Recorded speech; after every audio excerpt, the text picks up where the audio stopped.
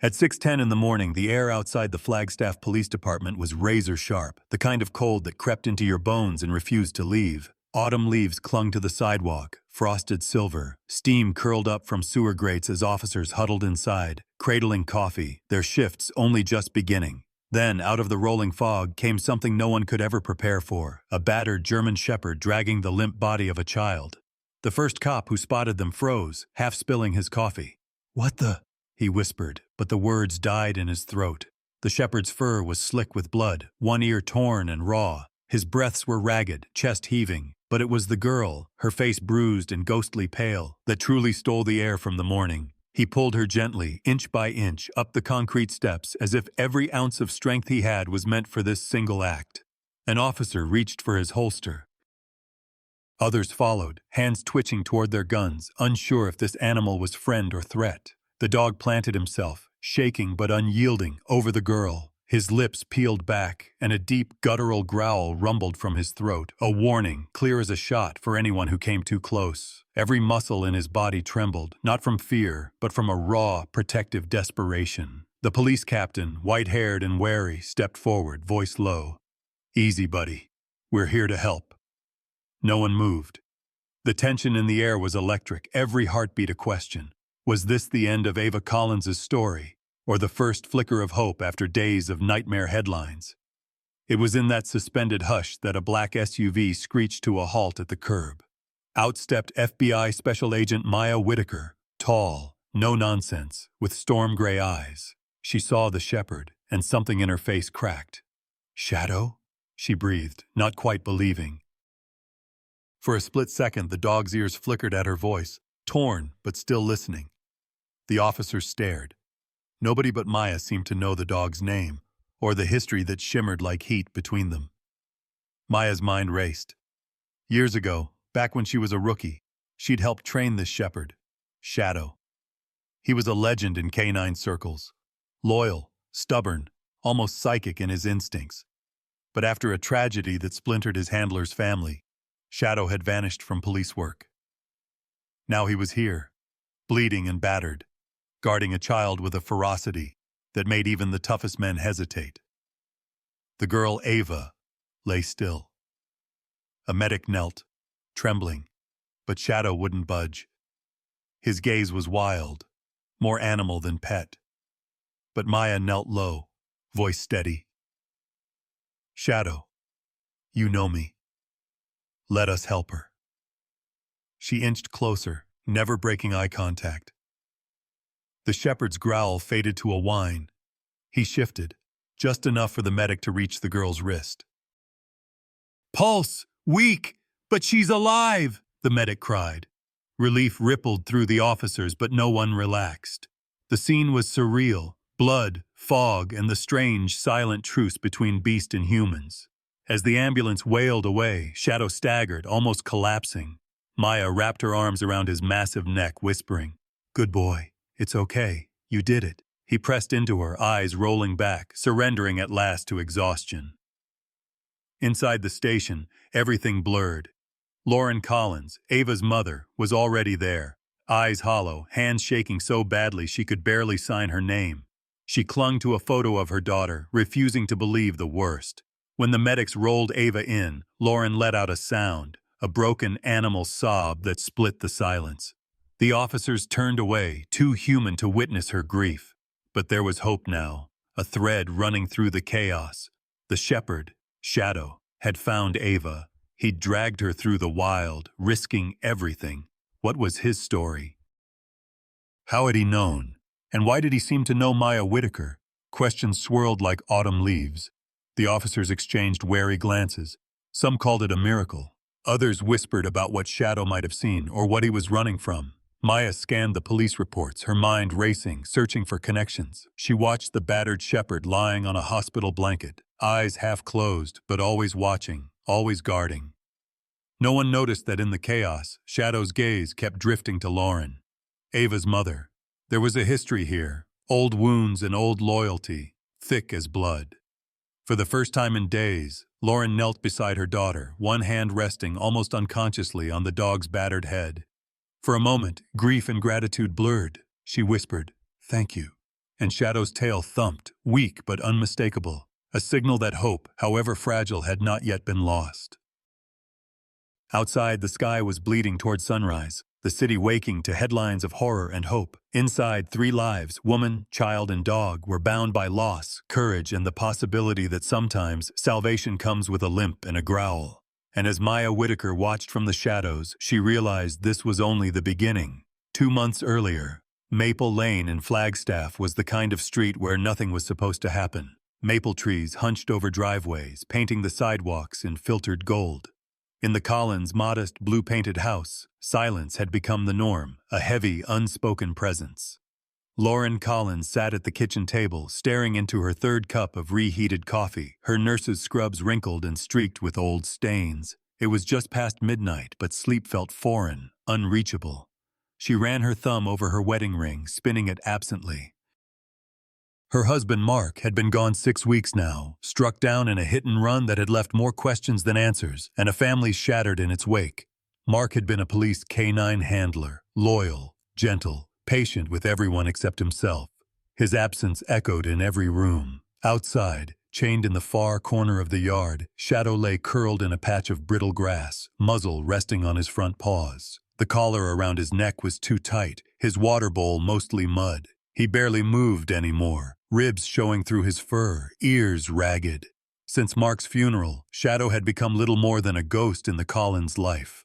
Lauren, drowning in her own grief, kept her distance. She couldn't bear the memories that clung to the dog's eyes. He was a living piece of her husband, a piece she was not ready to face. But Lauren wasn't the only one lost in the aftermath. In her tiny upstairs bedroom, 9-year-old Ava pressed her forehead to the window, watching Shadow's lonely shape. She clutched a stuffed rabbit, the seams coming undone, and counted the seconds between the streetlights flickering on. Downstairs, her mother's shadow moved behind the curtains, pacing the same restless pattern as every night. Ava listened for footsteps, for any sign that her mom might come and tuck her in, but none came. She felt invisible, her words swallowed by the hush that had invaded their home. Ava waited until the kitchen light clicked off and the old house settled.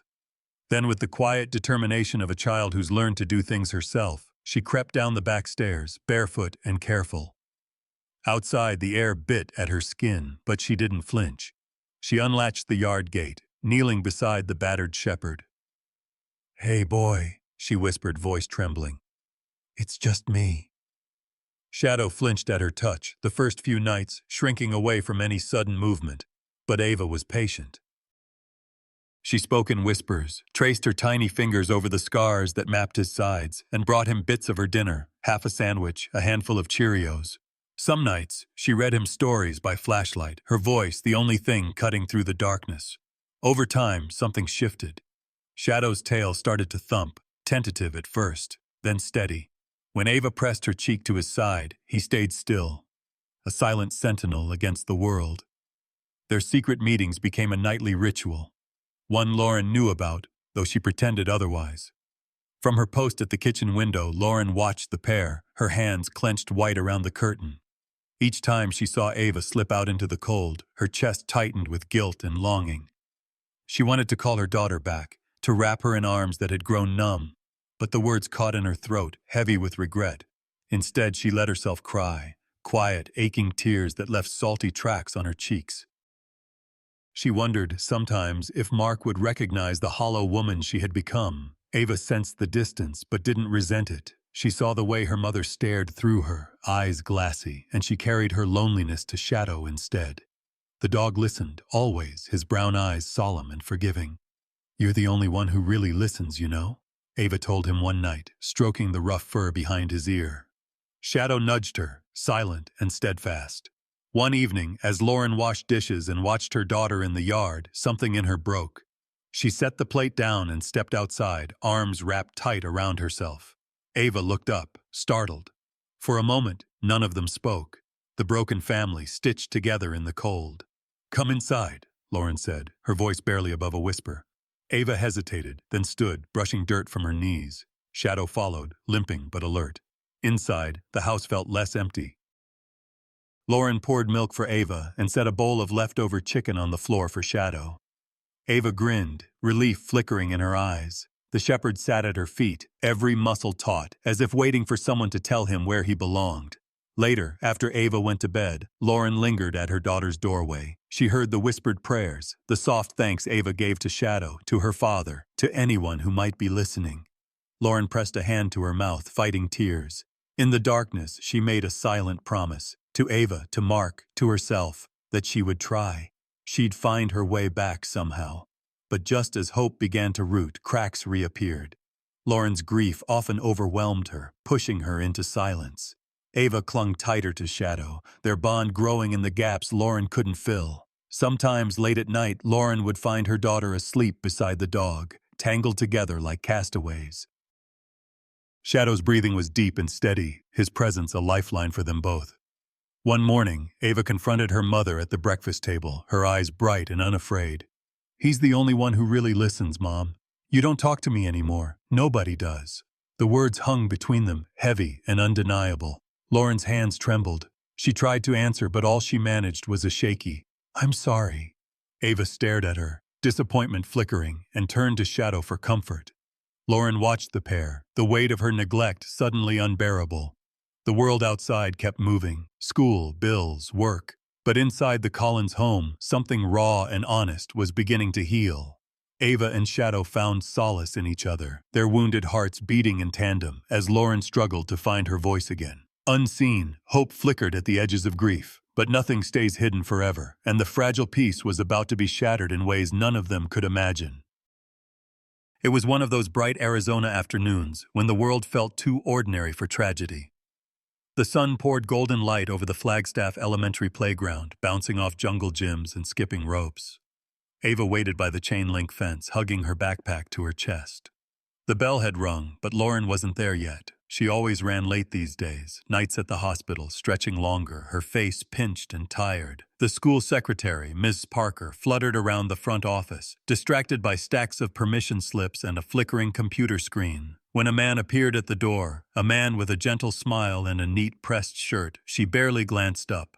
"I'm here to pick up Ava Collins," he said, voice soft, sliding a note across the counter. "Lauren had to work late at the hospital. She asked me to grab her daughter." Ms. Parker squinted at the note. She recognized Lauren's hurried scrawl, or so she thought. The man had seen her at school events, standing in the back with other parents. He had kind eyes, steady. "Of course," she said, sliding the sign-out sheet forward. "You're Lauren's co-worker, right?" "That's me," he replied, smile widening. "Ava knows me. She'll be comfortable." In the hallway, Ava fidgeted, glancing at the clock. When she saw the man, her shoulders relaxed a little. His face was familiar. He'd come to their house with Mom's work friends before, brought her a puzzle once. She hesitated, but he crouched down, level with her eyes. "Your mom's stuck at work, kiddo. She sent me so you wouldn't have to wait. Let's get you home, okay?" Ava nodded, small hand slipping into his. As they walked out, her favorite blue bracelet, a braided strand she'd made with Shadow, snapped loose, falling near the curb. Neither of them noticed.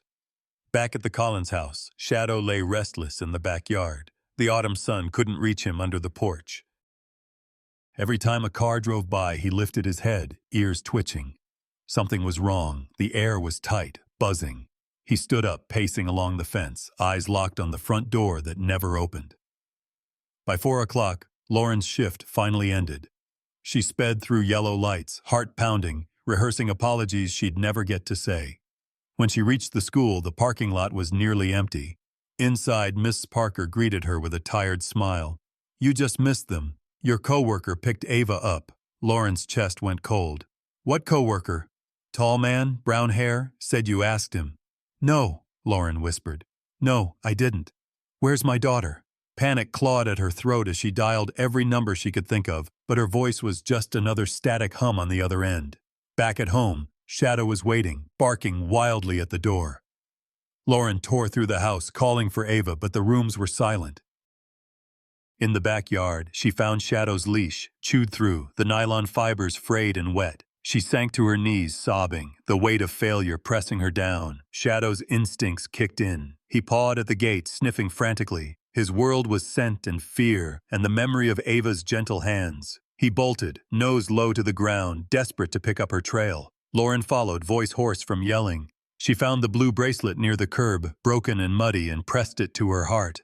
Ava! The police arrived quickly, the neighborhood buzzing with search parties and questions. The captain tried to reassure Lauren, but his eyes were grim. No sign of her, not yet. We're canvassing the area, talking to anyone who might have seen something. Lauren couldn't sit still. She roamed the block, showing Ava's photo to strangers, her voice raw and pleading, but each answer felt further from hope. Haven't seen her. Sorry, ma'am. Maybe try the park? In a quiet corner of the station, Agent Maya Whitaker pored over missing persons files, connecting dots no one else saw. She remembered Shadow, the battered shepherd, and the way he'd shielded Ava. She pushed for Amber Alerts, media coverage, anything to keep the case alive. But time was slipping. That night, the Collins house was colder than ever. Lauren sat on Ava's bed, clutching the chewed leash, her mind replaying every decision, every failure. She tried to picture Ava safe, at a friend's house maybe, but her heart knew better. Shadow returned, mud-caked and exhausted, whining at the window. Lauren let him in, wrapping her arms around his neck, tears soaking into his fur. In the dark, Shadow circled the house, sniffing every corner, searching for the missing heartbeat that gave his world meaning. He barked at nothing, pawed at Ava's door, finally collapsing beside her empty bed. The house was silent except for Lauren's quiet sobs. Outside, the wind picked up, rattling the windows. Neighbors watched from behind curtains, whispering about what kind of world could swallow a little girl in broad daylight. The police marked the bracelet, the leash, the time of Ava's last sighting. But to Lauren it all felt like scraps, clues that couldn't bring her daughter home. At dawn, a chill settled over Maple Lane. Lauren, gaunt and sleepless, pressed the blue bracelet to her lips. "I'm sorry," she whispered. "I should have protected you." Shadow lifted his head, eyes shining with shared pain, and nudged her hand. In that bleak hour, a new resolve burned through Lauren's grief. She wasn't the only one searching. Somewhere, Shadow's bond with Ava still pulsed, a thread stretched thin but unbroken. The fight wasn't over, not yet. And far away, in the shadowy room where Ava was held, she clutched Shadow's torn collar like a talisman, whispering his name in the dark. The story was not finished, its heart still beating in the space between hope and fear. The Arizona woods outside Flagstaff don't welcome strangers.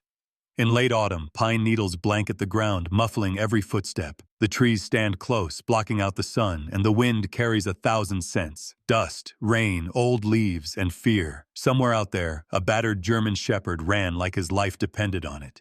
Because it did. Because hers did. Shadow moved through the underbrush with desperate determination, each step powered by instinct and memory. His body ached, his paws torn, his muscles cramped, but pain had become background noise. What mattered now was Ava. Every shift of the wind brought 1,000 smells, but he knew hers better than his own. Soap, crayons, sweat, the faint chemical tang of hospital antiseptic from her mother's uniforms. He picked up her trail near the broken curb where the blue bracelet lay, the scent already fading. He pressed on, past chain-link fences and into the wilderness. Behind him, the world spun with sirens and questions. Police combed the streets, search parties shouted Ava's name, and Lauren clung to hope by the thinnest thread. But hope, Shadow knew, wasn't about waiting. It was about moving, no matter how much it hurt. He tracked the man's scent, the one from the school, a memory buried deep from his days with Mark. Fear flashed like lightning in his mind. The man's voice at the precinct, the way he smelled of engine oil and peppermint. Shadow's hackles rose. He'd trusted once, but not now, not when Ava needed him. Every obstacle felt personal. Shadow dodged animal traps half buried under leaves, squeezing past rusted barbed wire, the metal scraping his flank. At one point he heard coyotes howling, wild and hungry. He froze, ears flat as a pack loped across his path, shadows within shadows. But he didn't run. He was a stranger here, but he wasn't afraid. He waited, still as stone, until the coyotes lost interest and slipped away. Hours passed. The pain in his body deepened, every breath a jagged ache. But the hope in his chest, small, stubborn, invincible, kept him moving. He came across a muddy patch, Ava's sneaker print faint but real. She'd been here. He lowered his nose, inhaled her scent, and forced his battered legs to carry him farther.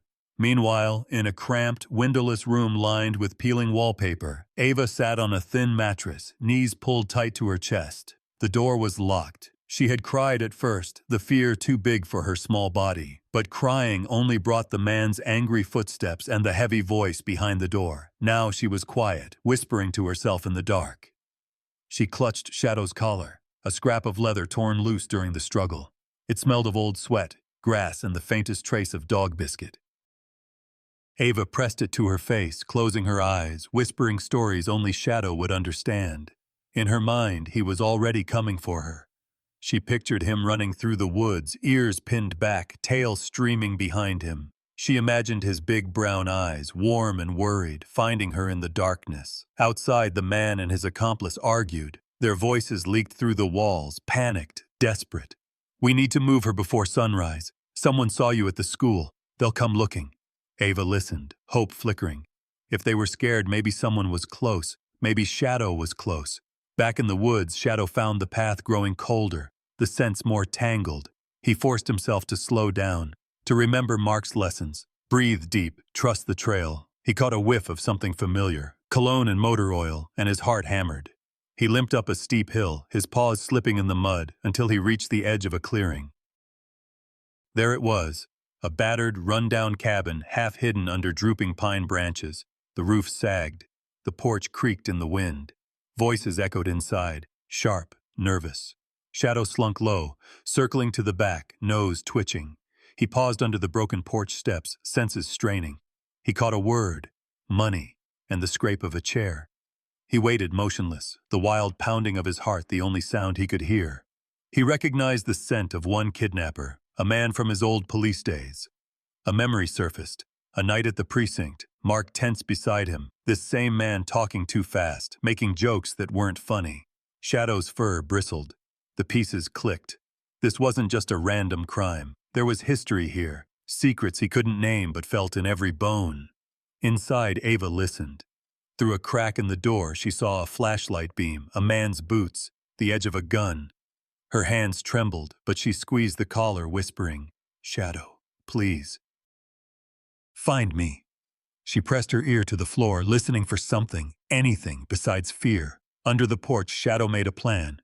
He waited for the argument to turn loud, for the man's voice to drown out every other sound. Then he crawled forward, slipping under the rotten wood, tail tucked, every muscle screaming in protest. He pressed his nose to the floorboards. Ava was above him. He could hear her heart, the soft hiccup of her breath. He whined, soft and low, just once. Ava's eyes widened. She pressed her face to the crack in the floor and whispered, "Shadow?" There was no answer but the soft thump of a tail, a promise as old as hope itself. Night fell heavy on the woods. The police were miles away. The world felt impossibly big. But under the broken porch, a battered shepherd and a lonely girl were just a breath apart. Shadow's eyes glinted in the darkness, full of pain, full of promise. And for the first time since the nightmare began, Ava allowed herself to believe that help might really be on its way. Twilight bled into the woods, a velvet hush falling over the pines. The rundown cabin was a dim patch in the fading light, shadows stretching long across the mossy porch. Ava sat with her knees drawn to her chest, back pressed to the cold wall. Her small fingers toyed with Shadow's collar, tracing the old bite marks and the faded K9 tag. She listened for movement, heart pounding at every footstep beyond the locked door. Inside, the men argued in hushed, desperate tones. "She's just a kid, man. This is too far." "Doesn't matter. We move her at dawn, get the money, then we're done." Ava squeezed her eyes shut. If she made a sound, if she cried, she knew they'd get mean.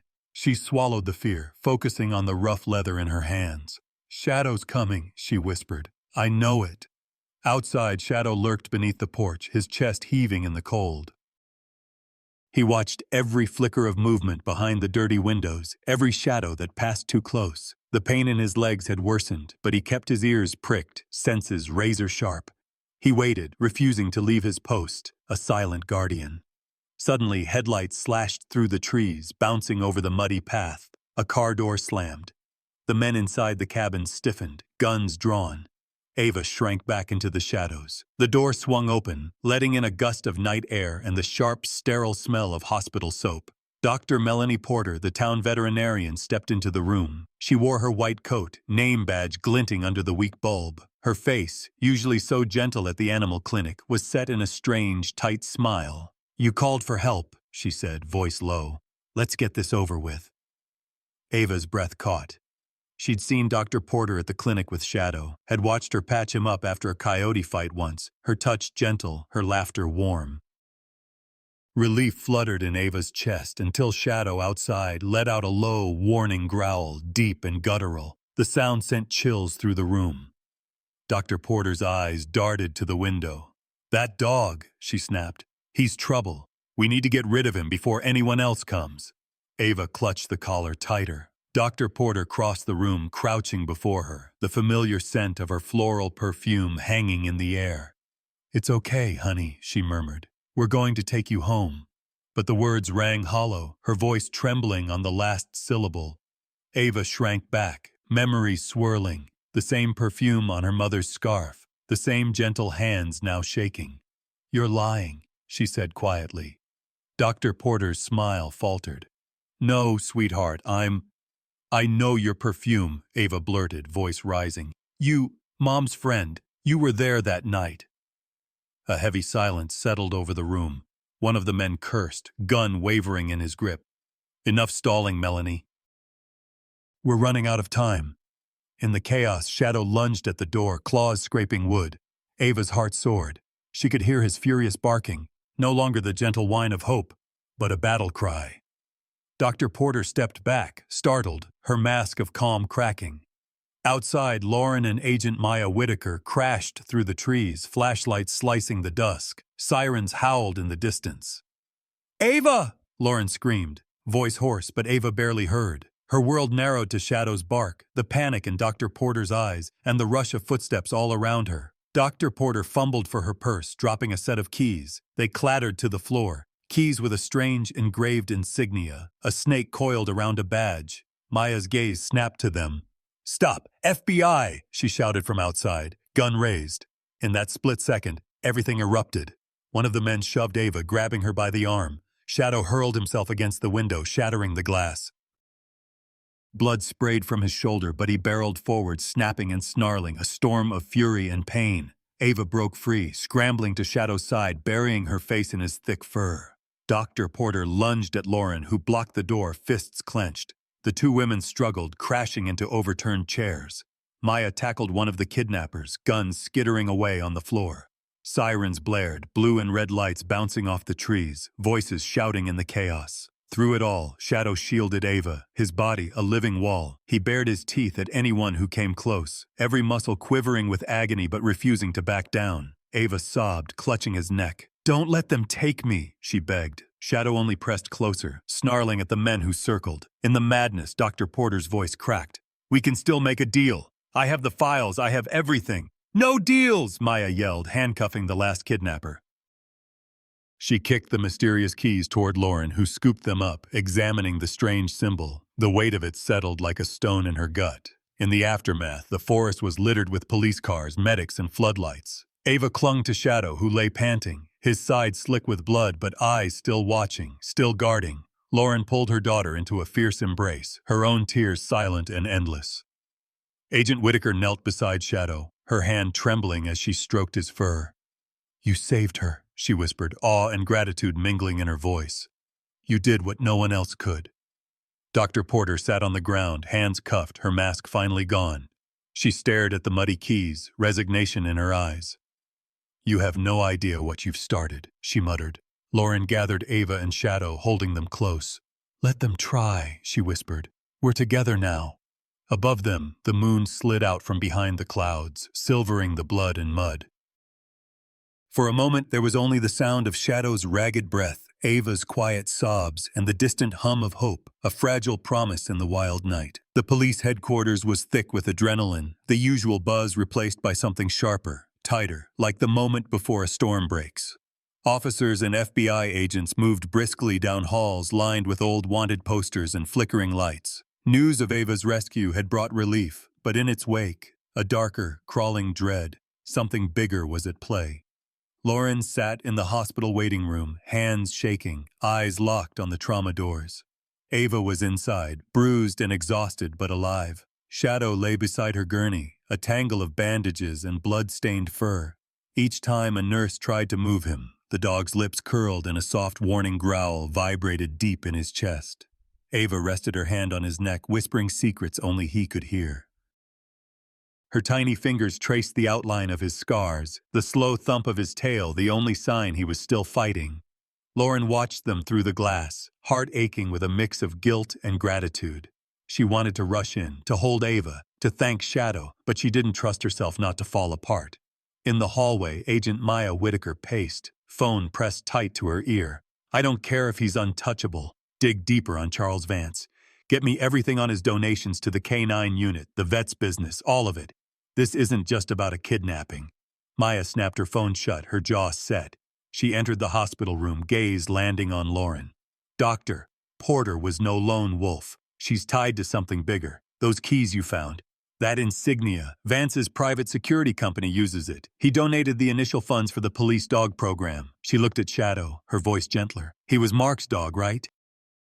"Your husband was investigating Vance before he died." Lauren blinked, memories flooding back. Mark's late nights, the quiet warnings, his refusal to talk about work at the dinner table. "You think his death wasn't an accident?" Her voice was a hoarse whisper. Maya's answer was a silence full of certainty. "We're raiding Porter's property. Stay here. Stay safe." She squeezed Lauren's shoulder, then swept out, trailed by officers moving with grim purpose. Down the block, a caravan of black SUVs pulled up to Dr. Porter's veterinary clinic and her lakeside home. Teams in Kevlar fanned out, barking commands. They found more than anyone expected: a hidden room behind the exam table, boxes of fake IDs, folders thick with photographs and names, dozens of children, most crossed out, some circled. Surveillance photos, schedules, maps. It was a network, a ring. Back at the hospital, Lauren broke down in the corridor, sobbing into her hands. She wanted to protect Ava from the truth, to keep her safe inside a bubble of love. But the world had teeth. Her husband had known. He'd tried to stop this and died for it. Ava slept fitfully, still pale, fingers knotted in Shadow's fur. In her dreams, she saw her father, smiling, gentle, promising she was brave. When she woke, Shadow was there, head on her stomach, his breath a steady reassurance. She pressed her face to his neck, murmuring, "Don't leave me, not ever." Shadow's eyes flickered, heavy with exhaustion, but he lifted his head and licked her cheek, a vow he'd keep if it killed him. Across town, Maya and her team scoured the files, piecing together the chain that led back to Charles Vance. He'd been careful, funneling money through charities, making himself a pillar of the community. But he'd also underestimated Shadow, and the loyalty that binds the broken. Hidden among Porter's files was a police report from the night Mark Collins died. In the margins, Mark's handwriting, a list of names, Vance's at the top. Maya called Lauren from her car. "We have enough to bring Vance in for questioning. There's going to be blowback. Are you safe?" Lauren closed her eyes, breathing in the antiseptic scent, the distant beeping of hospital monitors. She looked at Ava, at the rise and fall of her daughter's chest, at Shadow curled beside her. "We're not safe," she said quietly. "Not until this is over." The next hours passed in a blur. Lauren apologized to Ava, voice trembling, tears streaking her cheeks. "I should have listened. I should have—" Ava shook her head, exhaustion written in every line of her face. "We're okay, Mom. Shadow found me. Dad sent him." Her conviction was unshakable, a child's faith woven from grief and hope. Lauren pulled her close, her hands shaking, and for the first time since Mark's death, she let herself cry in front of her daughter. Outside, reporters gathered, drawn by the drama. The media called Shadow a miracle dog. Children sent hand-drawn cards. "Thank you, Shadow. You're our hero." The police, some still skeptical, some awed, gave him the run of the station. He limped from room to room, tail swaying, eyes always searching for Ava. He was battered but proud, the scars on his body nothing compared to the healing he sparked in others. Later that night, Maya returned to the hospital with evidence in hand, a battered drive, encrypted files, and Porter's confession. Your husband died investigating the ring, she told Lauren, her voice low. He didn't die for nothing. And he didn't leave you alone. Lauren nodded, tears shining in her eyes. She stroked Shadow's head, murmuring thanks, feeling Mark's presence in the room. For the first time in months, the ache in her chest eased, a fraction, but enough to matter. Shadow, sensing the shift, rested his head on Ava's lap, his breathing finally slowing. In the quiet, they found something like peace. Not safety, not yet, but hope. Outside, dawn crept over Flagstaff. In the fragile silence, the ring of secrets had finally begun to break. Dawn broke gentle and gold over Maple Lane, but the Collins' backyard still seemed half-swallowed by the night. Lauren stepped onto the dewy grass, arms wrapped tight around herself. The world felt lighter after Ava's rescue, yet under the surface, tension still hummed. Ava was home but sleeping fitfully, murmuring for her father in her dreams. Shadow limped beside Lauren, his coat patchy with shaved spots and healing wounds, but his eyes alert, always scanning for danger, always watching over his family. Lauren knelt beneath the old gnarled oak tree, hands dirty, mind racing. She remembered the stories Mark told, how he'd bury treasures for Ava after each birthday or when he'd come home from a late shift. Sometimes a toy, sometimes a letter, always a secret waiting to be found. After everything Maya had uncovered about Vance and the trafficking ring, Lauren's memories sharpened. Was it possible Mark had hidden something more? Shadow sniffed the base of the oak, whining. He pawed at the earth, then glanced back at Lauren as if urging her on. The ache in his leg barely slowed him. Purpose eclipsed pain. Lauren took a shovel, her hands shaking less with every scoop. Sunlight flickered through the branches, catching on something plastic. Her breath caught. Just beneath the surface was a battered waterproof case. She called for Ava, who shuffled outside in pajamas, rubbing sleep from her eyes. "What is it, Mom?" Lauren knelt, heart pounding, and pried open the latches. Inside, faded photographs, 2 thumb drives sealed in plastic, and a thick envelope of handwritten notes in Mark's careful block letters.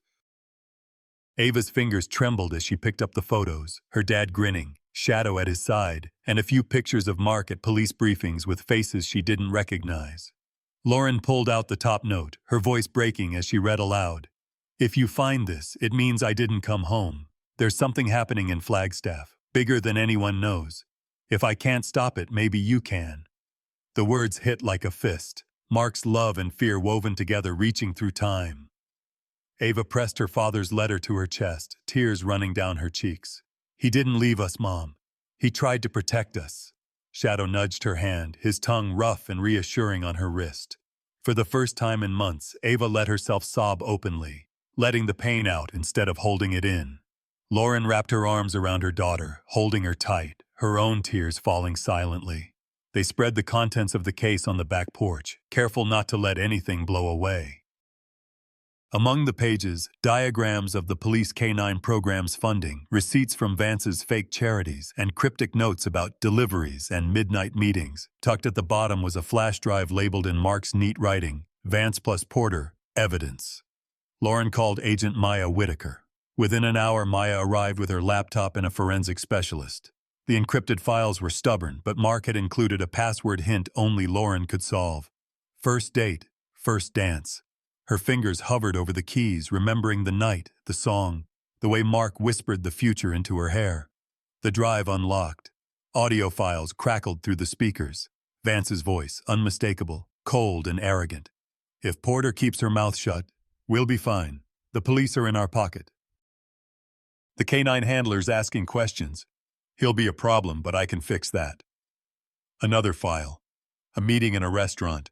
Vance and Porter plotting which children to target, laughing about the donations to the dog unit. Maya's face turned hard. "This is enough to bring down the entire operation. We'll get federal warrants. No more hiding." She squeezed Lauren's shoulder, gratitude and fury mingling in her eyes. Lauren slumped against the porch railing, the weight of months, years, suddenly shifting. "He knew," she murmured. "He tried to leave a trail." Shadow pressed close, tail thumping softly. Lauren scratched his ear, a smile tugging at her lips for the first time in ages. "He was always smarter than me," she whispered. her voice cracking with love and regret. Ava sat on the steps, studying her father's handwriting, her fingers tracing each letter as if they might bring him back. She glanced at Shadow, eyes wide and honest. "We're going to finish what Dad started, right?" Shadow whined in answer, head resting in her lap. The day moved slow, each hour a strange new shape. The house, once full of silence, now buzzed with purpose, agents coming and going, boxes of evidence packed and tagged, Lauren and Ava no longer bystanders in their own story. When the sun dipped low, painting the sky orange, Ava buried her father's letter beneath the oak roots again, whispering, "Thank you, Daddy. We'll take care of each other." She pressed Shadow's old badge into the dirt, a promise, a tribute. That night, as Lauren tucked Ava in, they listened to the soft, contented huffs of Shadow settling by the bed. The ache in their family was still there, but something else filled the cracks, a sense of belonging, a reason to hope. Lauren kissed her daughter's forehead, voice strong for the first time. "We're going to be okay, because we're together. Because Dad never stopped fighting for us." Shadow closed his eyes, comforted by the familiar sounds of his pack. Ava drifted to sleep, clutching a photo of her father and a piece of Shadow's torn collar. And for the first time since the nightmare began, peace didn't feel so far away. Midnight came with a storm. Rain lashed the windows, thunder shaking the old Collins house to its bones. Lauren sat at the kitchen table, every light on, phone clutched in one hand. Her nerves were raw, her mind cycling through the evidence, the faces, the names, Vance, Porter, the officers who'd looked the other way. Ava, in pajamas, pretended to sleep on the living room couch, Shadow curled protectively at her feet. But no one in the house was really resting. On the wall, a clock ticked down the minutes. Lauren caught herself flinching at every sound. Was it just the wind, or tires on wet pavement, someone on the porch? She tried to keep calm, rehearsing the plan Agent Maya Whitaker had left with her. Keep the doors locked. Call at the first sign of trouble. Don't try to be a hero. But tonight, trouble didn't knock. It broke the door open. Lightning flashed, illuminating two figures on the porch. Charles Vance, suit soaked and face carved by shadows, and Dr. Porter, her white coat gone, hair wild and eyes rimmed red. Porter shoved Vance forward, keys jangling. "Hurry up. The cops could be here any second." Lauren grabbed Ava, pushing her behind the kitchen island. Shadow shot up, lips peeled back in a silent snarl. Vance's voice was a blade. "Don't play games, Lauren. We just want what's ours. Give us the drives and no one gets hurt." Lauren's hands shook, but she stood tall. "You're finished, Vance. The FBI has everything. You'll never get out of Flagstaff." Porter brandished a pistol, her hands trembling. "Don't make this harder than it has to be." For a heartbeat, thunder drowned out every sound but the rain. Ava whimpered, clutching Shadow's collar. "Mom!" Shadow moved first. He lunged at Porter, intercepting her path to Ava. The gun fired. A terrible, echoing crack, and Shadow went down with a whimper, blood blooming on his side. He crawled, dragging himself between Ava and the chaos, refusing to let anyone pass. Lauren's scream tore the storm apart. She shoved Ava toward the crawlspace beneath the stairs, the old hiding spot Mark had shown them years ago. "Go! Don't come out until I say!" Ava sobbed, crawling in, Shadow following with one last surge of strength, blocking the entrance with his battered body. Vance stalked into the kitchen, rainwater pooling at his feet. Lauren gripped a cast-iron skillet, her whole body shaking. Porter grabbed for the evidence box on the counter, but Lauren swung, the skillet connecting with a sickening crack. Porter crumpled, gun sliding across the floor. Vance lunged, snarling, but Lauren fought back, shoving him into the stove. Sirens pierced the storm, red and blue strobes lighting the street. Police battered the door, Agent Whitaker bursting through, pistol raised. "Freeze! Flagstaff PD! Hands in the air!" In the confusion, Porter reached for the gun, but Whitaker tackled her, wrenching the weapon away. Vance went for the crawlspace, yanking at Ava's ankle, but Shadow snapped at his arm, forcing him back. Lauren, hair wild, eyes blazing, slammed the skillet into Vance's jaw. He dropped, dazed and bleeding. Cops flooded the house, cuffing Vance and Porter, reading rights above the storm's fury. Porter spat blood, her voice flat. "You think this ends with us? You think you know everyone in this town?" Whitaker forced her into the squad car, rain streaming off her face. Ava crawled from the crawlspace, dragging Shadow behind her. He whimpered softly, his side slick with blood, but when Lauren reached for him, his tail thumped, weak but alive. "Good boy," Lauren sobbed, wrapping her arms around both Ava and Shadow. The house filled with police and medics. Officers fanned out into the storm, searching for more conspirators. Neighbors huddled under porch lights, drawn by the sirens and the promise that the nightmare was finally ending. In the kitchen, Whitaker crouched beside Lauren. "You did it," she whispered, pride and relief mingling in her voice. Lauren shook her head, tears streaming. "We did it. My husband, he never gave up. Neither did Shadow." Paramedics worked over Shadow, Ava refusing to leave his side. "He saved me, Mom. He saved us all." Lauren stroked Shadow's head, whispering her thanks, as the dog's eyes fluttered, fighting to stay open. Outside, Vance was silent as officers loaded him into the cruiser. In the rain-soaked squad car, Porter finally broke. "There are others, judges." "Cops, it goes all the way up.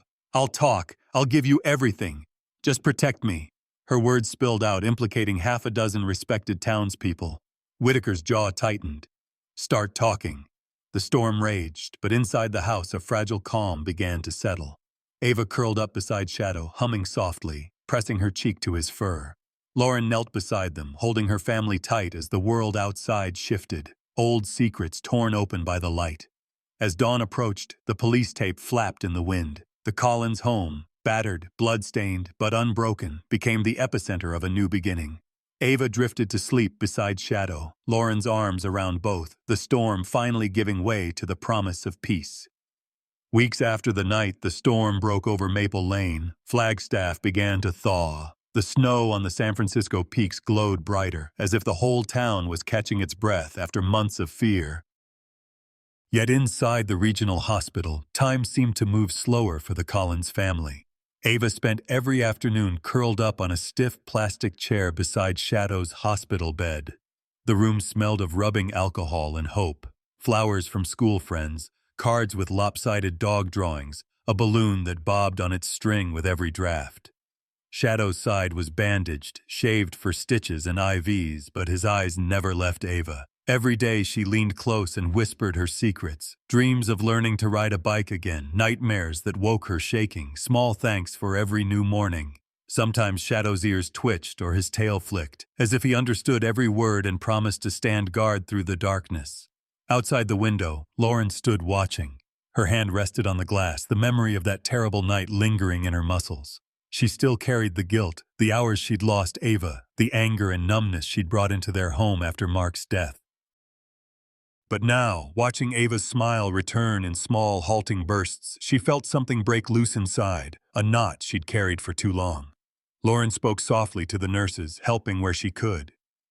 Some nights she stayed by Ava's bed, but often she'd find herself wandering the hospital halls, remembering every step that brought her here. She knew this wasn't the end of their story. Wounds like theirs didn't heal overnight. Sometimes she'd find herself crying in the hallway, grief and gratitude fighting for space in her chest. Each morning, she wiped her tears and forced herself to smile, because that's what Ava needed, and that's what Mark would have wanted. It wasn't just the Collins family in the hospital. The investigation into Vance and Dr. Porter sent shockwaves through Flagstaff. Survivors' families flooded the courthouse, some with anger, some with relief, most just exhausted by the weight of years spent not knowing who to trust. In the weeks that followed, Agent Maya Whitaker became a familiar figure, her voice steady on the witness stand, her notes detailed and damning.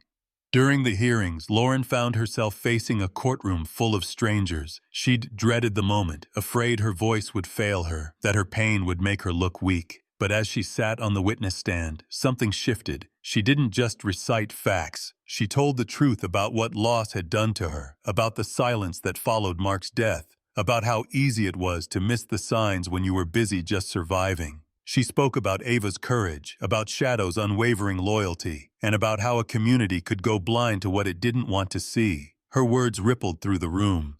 Reporters scribbled, families cried quietly, and a movement began to stir. Survivors speaking up, neighbors checking in on one another, teachers reviewing procedures, police retraining on how to listen better. Courage, Lauren realized, could spread like wildfire once someone dared to show it. In the courtroom, Charles Vance was a shadow of the man who once held the town's trust. He barely spoke, staring straight ahead as evidence mounted, financial records, Mark's files, Porter's confession, the audio of plotting that Mark had risked everything to hide. The verdict came swiftly, guilty on every count. Dr. Porter, broken by her own testimony, named other collaborators, respected teachers, a youth pastor, even a former police chief. The mask of respectability the ring had worn for years was torn away, and Flagstaff faced the rot in its own heart. But the media didn't just want villains, they wanted heroes. Shadow became a local legend. The hospital was deluged with cards and home-baked treats, drawings from children who saw in him not just a survivor, but a symbol of loyalty and hope. Reporters interviewed Lauren and Ava about their ordeal, but both steered the conversation to the importance of looking after your neighbors, of listening to the voiceless, of loving even when it's hard. Lauren, for the first time since Mark's funeral, could speak about him openly. In court, on camera, and most importantly, with Ava. They talked about his bravery and his flaws, the times he failed, and the times he made everything feel safe. These conversations hurt, but they also healed, each memory another stitch in the fabric of a family coming back together. Ava struggled with nightmares. She sometimes flinched at loud noises or strangers' faces, but every evening when Shadow was strong enough to walk again, she held his leash and they circled the hospital garden together. Lauren watched, hand over her heart, as Ava told Shadow about her dreams, of building a dog park in town, of helping other lost animals find their families, of becoming a police officer like her dad. Shadow listened, his slow, limping gait steady as the sun rose behind them. On the day Vance's sentence was handed down, the courthouse steps overflowed with families, some hugging, some weeping, many simply standing together in quiet relief. It was Agent Whitaker who found Lauren and Ava in the crowd. "You did this," she told them softly. "You spoke up when it counted. You helped this whole town remember what justice really looks like." Lauren squeezed her daughter's hand. "We couldn't have done it alone." "No one ever does," Whitaker replied. The real work was just beginning. Healing was slow, messy, imperfect. But every day, more people reached out. Neighbors bringing meals, teachers calling to check on Ava, even the mayor visiting the hospital to shake Shadow's paw and declare him the heart of Flagstaff. A mural was planned on Main Street. Shadow, Ava, and Mark together, guardians against the darkness. Lauren understood now. True justice was never just about punishment. It was about community, honesty, and the everyday work of making sure no one is forgotten or left behind. Healing wasn't about forgetting the pain. It was about learning to live with it, together. The summer sun shone warm and bright the day Flagstaff gathered in City Park to honor a hero with 4 legs and a battered soul. Rows of folding chairs lined the grass, filled with neighbors, classmates, police officers, news cameras, and the quiet faces of families whose lives had been changed by the ring's collapse. A breeze fluttered banners that read, "Thank you, Shadow," and "Never Forget." Ava Collins stood at the front of the crowd, her arm in a gentle sling, hair shining in the sun. She looked smaller than her 9 years in the sea of grown-ups, but her voice was clear. "Shadow didn't just save me," she said, her hand resting on the shepherd's broad head. "He saved my whole family. He kept me safe when I was scared, and he never gave up, not even when it hurt." She took a breath, searching for her mother in the crowd. "I hope everyone here remembers that nobody's ever really alone. Sometimes heroes don't look the way you expect." Shadow sat at Ava's feet, his fur patched with scars, his limp permanent now but his eyes bright. As the applause rippled over the crowd, he lifted his head with quiet pride. Reporters jostled for photos. Children leaned forward, wide-eyed, some clutching homemade medals and bouquets of wildflowers to lay at his paws. Lauren approached, shoulders straighter than they'd been in months. Her voice was steady as she pinned a shining medal on Shadow's collar. "For courage, loyalty, and for teaching us all how to love again." She knelt, hugging him close, not caring who saw her tears. "Thank you, old friend, for keeping your promise." Agent Maya Whitaker watched from the edge of the stage, her usual reserve softened. "He's more than a hero," she said quietly to Lauren as they stood together. "He's the reason so many of us kept believing, through all the fear, through all the doubt. Shadow reminded us what hope looks like when it has teeth and refuses to let go." After the ceremony, the mood was gentle, almost festive.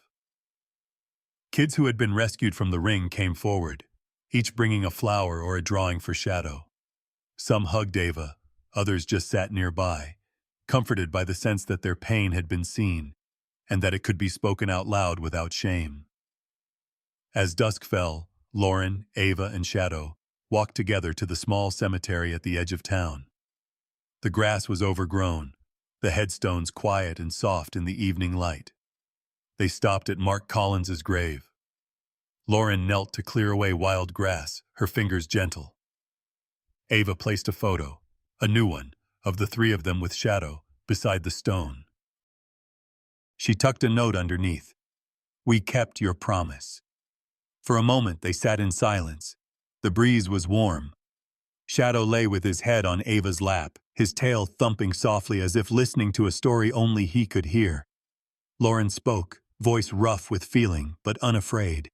"I wish you could see us, Mark. We're okay. We're together. Shadow kept watch just like you taught him. And Ava, she's braver than both of us put together." Ava squeezed her mother's hand. "I think Dad's proud of us, Mom." Shadow closed his eyes, sighing deep. Later at home, Lauren sat with Ava on the back steps as fireflies blinked in the grass. The future still felt uncertain, but not empty. Lauren looked at her daughter, remembering the numbness that had almost swallowed her whole. "Healing is a choice," she said softly. "Not something that just happens. Sometimes it means telling the truth, or asking for help, or letting yourself love again, even when you're scared."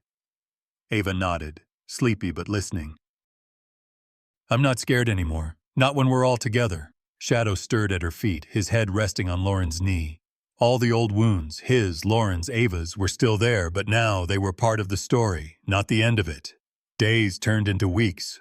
Lauren became a voice for other families in town, sharing her story at schools and support groups, urging people to look out for one another and trust their instincts. Agent Whitaker returned often, helping to set up annual awareness events at the courthouse, a place once full of secrets, now a symbol of change. Flagstaff's mural was finished that fall, Shadow, Ava, and Mark together under the spreading oak. Every year on the anniversary, families gathered beneath it, leaving notes and flowers, telling stories of hope and rescue. Shadow spent his retirement in comfort, sleeping in sunbeams and greeting every visitor at the Collins home. Children who had been afraid of dogs came to read to him, draping medals around his neck. And he never barked at thunder again. He was the town's dog now, his story a legend that softened even the hardest hearts. The last lesson came quietly, as they always do. Ava, now stronger, braver, and dreaming big, sat with Lauren and Shadow beneath the old oak tree. "We're not broken, are we?" she asked. "We're just different now." Lauren smiled, pride bright in her eyes. "Different and stronger. We carry the hard things with us, but we don't have to do it alone." And in that gentle dusk, with the cicadas singing and Shadow sighing in the grass, hope felt real, solid as the earth beneath them. If this story touched your heart, please like and follow our channel. Share your stories of hope, healing, or resilience in the comments below. Remember, even in the darkest hour, connection and courage can light the way forward for you and for someone you love.